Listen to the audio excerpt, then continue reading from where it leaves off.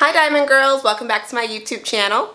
It is coming up so close to July 4th and let me tell you, it is hot here in Texas. And you know who did not prepare for her summer body? Me. I still got my little belly. That's okay, that's okay. Because you know what, I'm still gonna look cute in my bathing suit, so whatever. But you know who still looks good after taking a 2-year hiatus? Miss Simone Biles. She looks fantastic. If I could have her body, but I'm not willing to do the work. I wanted to come on today and talk about Simone Biles, who is coming back from a 2-year hiatus and is going to be competing this year in Chicago. So we're going to talk a little bit about Simone Biles and kind of like what she went through, but then we're also going to talk about how we can get out of a rut. You know that feeling when you're in bed, you don't really feel like getting up, you feel like you have no purpose in life, you're just kind of sitting there like, man, I don't want to get up and go to work, or you don't want to go work out, or you don't even want to bother eating healthy because you haven't seen results fast enough. I get it. So we're going to talk about today how to get out of a rut and build motivation. So Simone Biles, like I said, she is a 7-time Olympic champion. Back in 2021, she competed in the Tokyo game, but she ended up withdrawing because of a mental block. She ended up missing the all-around vault and some floor exercises during the finals because she was dealing with the twisties. Now, for those who are not gymnasts and do not know what the hell twisties are, I'll tell you what they are. It's essentially when an athlete is up in the air, they lose their sense of where their body is and they lose their sense of space. And this is so crucial for a gymnast to be able to know if they're upside down, how far they are from the ground, if they're sideways, if they're backwards. They need to know this. Imagine doing, I don't know, a backflip, and then you don't know if you're up or down or how far you are from the ground. You will end up busting your head and breaking your neck. So this is why it's so important for gymnasts to have spatial awareness. So the reason why Simone ended up backing out of the Olympics was because she was suffering from the twisties, and she was also having some mental blocks. Now there were some other things that had affected Simone's abilities to perform, and one of those reasons was the fact that her aunt had passed away unexpectedly during the Tokyo Games. So she was going through that. But another reason why Simone decided to quit, I'm not even going to say quit because she technically didn't quit. She was just taking a break. The media was putting so much pressure on Simone, and eventually she just broke, and she couldn't take it anymore. Now this is from a source who is very close to Simone, and she basically said that Simone just wanted to sleep all the time and did not want to deal with it.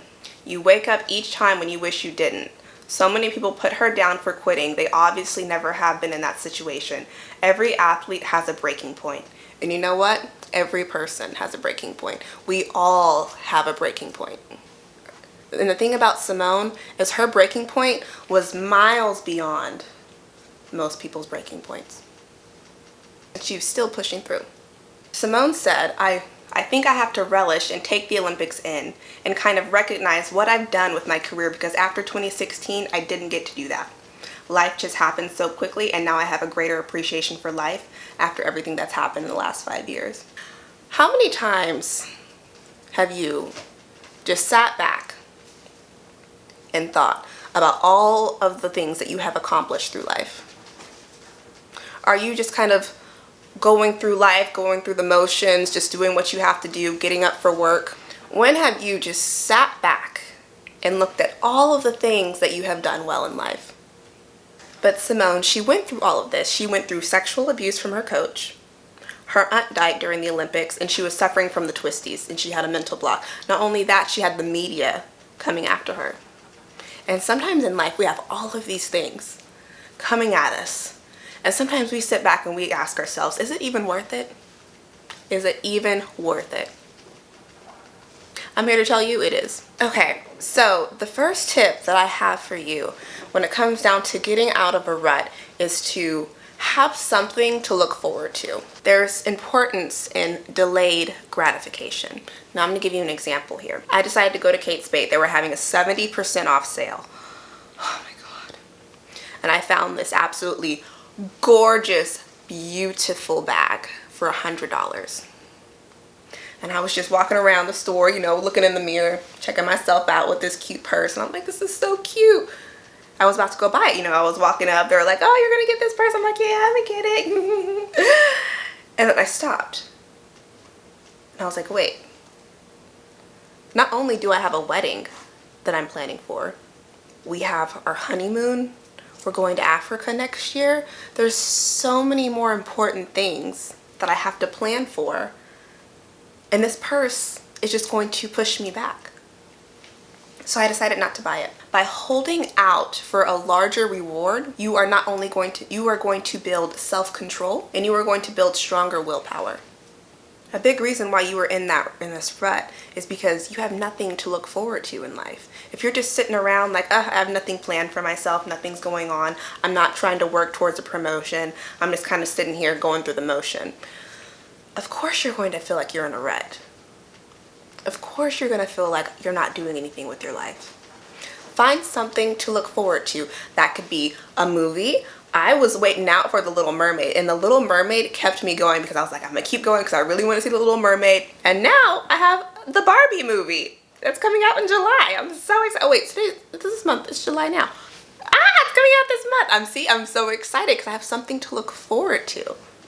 It could be something small, a road trip. You don't have to spend a lot of money. It could be a road trip. Maybe you go out with your friends. Maybe you plan a picnic. Maybe you tell yourself, you know what, I'm going to go get a massage. Go on Groupon. They got plenty of things that you could buy on Groupon for cheap. Have something to look forward to. Plan a date for when you get your nails done. Make plans. There is a great deal of power when it comes to anticipation. Now, having a sense of purpose also comes with helping others. So go out, volunteer, go to, you know, your local church, or go to the library, ask if you can help out. Because I made a video on the key to happiness, and happiness comes from serving others. Volunteer for organizations that give you a sense of a greater purpose. So I used to do ballet. I did ballet for about 10 years. And I really enjoyed it. I really enjoyed ballet. But ballet is really, really expensive. And a lot of people cannot, and a lot of families cannot afford to send their daughters or sons to ballet. But back when I was in college, I actually went and volunteered for this organization where I went to an underdeveloped school where, you know, kids, you know, they either just didn't speak really good English, or, you know, their families just didn't have a lot of money. So I volunteered my time to go and teach these young girls and boys ballet. But also, you know, I would help them out with their homework. I would help them learn English. And I really enjoyed that because not only do I love the art of ballet, I love teaching it, and I also love children. And that gave me a sense of purpose. I understand that these families might not be able to afford $200, $300, $400 a month in ballet tuition, but that doesn't mean that these children should miss out on that. So I really enjoy doing that. Give yourself a sense of purpose. Go out and volunteer. And while you're doing all this, reward yourself. Positive reinforcement is so important when you're struggling to get motivated. So, you know, if you were out, let's say, for example, you decide to go work out for 30 minutes. You can tell yourself, okay, if I work out for these 30 minutes, then I can have a bowl of ice cream. You know, give yourself like that reward, whatever you feel is best for you. Or you could say like, go like 2 hours without touching your phone. Just like leave it in the room, lock the door. Don't lock the door because you might not be able to get back in. But you know what I mean. Put your phone down for an hour or two and don't touch it, and go outside, go for a walk, spend time with your families, read a book, and then afterwards you can get your phone back and you can play, you know, as many games as you want. But set goals for yourself, but then reward yourself afterwards. Now, another thing is, do not add too much to your routine. I used to do this all the time. I'd be up at like 12 o'clock in the morning being like, I'm gonna wake up at 5 a.m. tomorrow, I'm gonna get up, I'm gonna make myself a green smoothie, and then I'm gonna go work out, and then I'm gonna come back, do a skincare routine, make this big healthy breakfast, and then I'm gonna go off to work, and then come back home and make this dinner and work out again, do yoga, meditate. I'm gonna do all this stuff. Matter of fact, hold on. I don't know if you can see it. I made this board of to-do list one time. Look at this. Look at all these goals. I have, you know, nighttime routine, go work out, meditate, devotional, stretch, meditate, go to bed, read the Bible. Like, I had this whole routine down on this board. And I was like, I had all of these goals for myself. And guess what? That didn't last not 2 weeks. Because I put too much pressure on myself. And that's the thing with Simone. People put too much pressure on her. And eventually she burned out. So, when you are setting goals and wanting to create a routine for yourself, start with 1 or 2 goals. That's it. 1 or 2 goals. And stick to those 1 or 2 goals for about 2 months before adding a third one. It could be you might want to learn a language and work out for 20 minutes a day. And do that for about 1 or 2 months and then go to your third goal.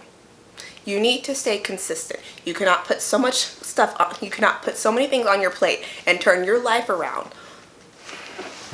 because you are going to get burned out and you're just going to quit. Okay? So do not add too much to your routine. Another one is have a glass of water next to your bed.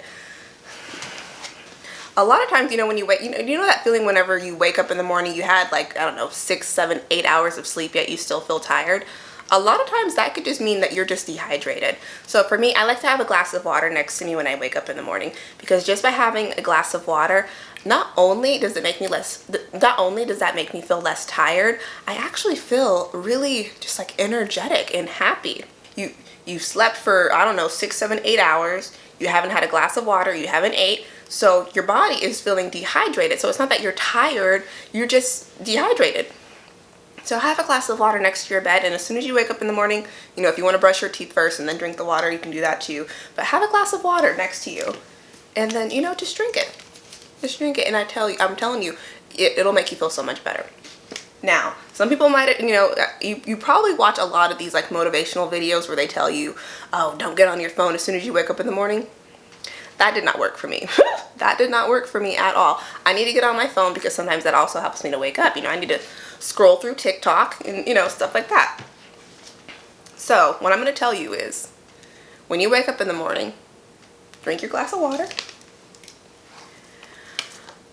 and get on your phone. But here's the thing. Be mindful of the content that you are watching.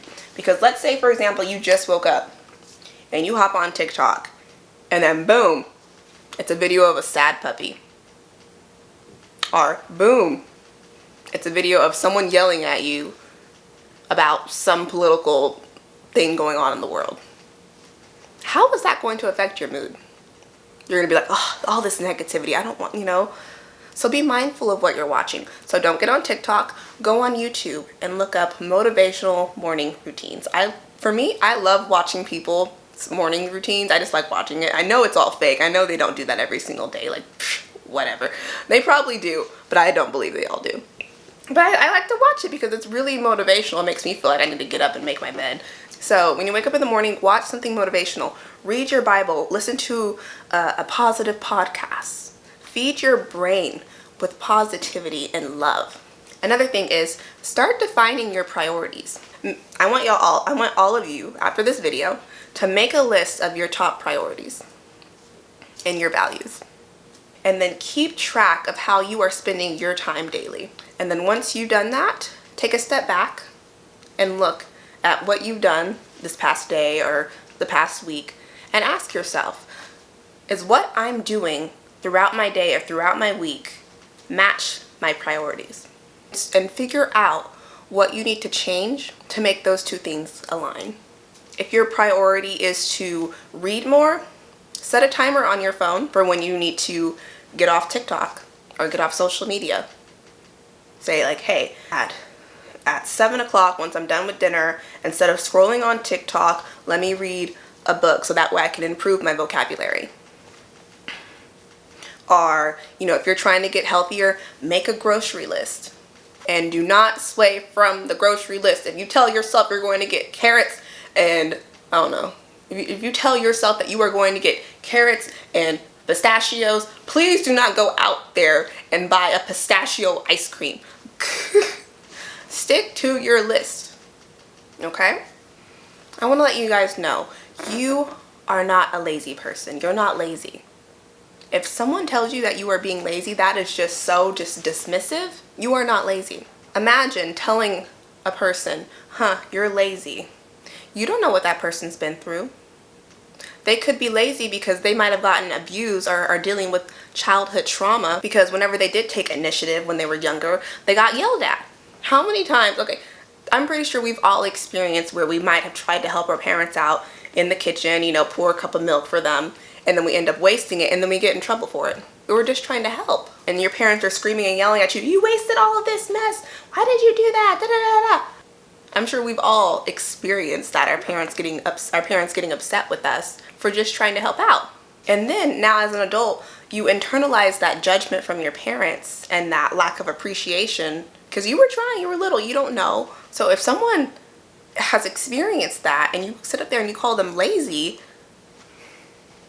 no. If you don't live in America, if you do not live in America, calling someone lazy is like a shaming label in our culture because in America, we're the land of opportunity. You know, you have to work hard to overcome, and you know, anyone can become a millionaire, anyone can become a president. And Americans see hard work as just this like the greater equalizer. And if you are not succeeding in something, then you must not be trying hard enough. We generalize others and just place this laziness label on them. Doing the dishes, taking out the garbage, doing your taxes on time, cutting the grass. If you don't do that, you're lazy. It's like we shame people into doing things they don't want to do and then turn around and make them believe that they're lazy when they're not doing something that we would like them to do. There is no such thing as laziness. So you are not lazy. So get that out of your mind. Another thing is squash perfectionism.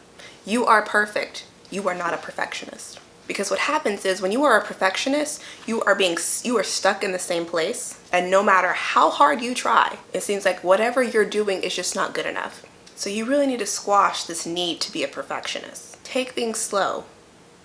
Don't set so many goals for yourself. And whenever you're doing a project, don't focus so much on the little things like trying to make everything perfect. And be satisfied that you completed it.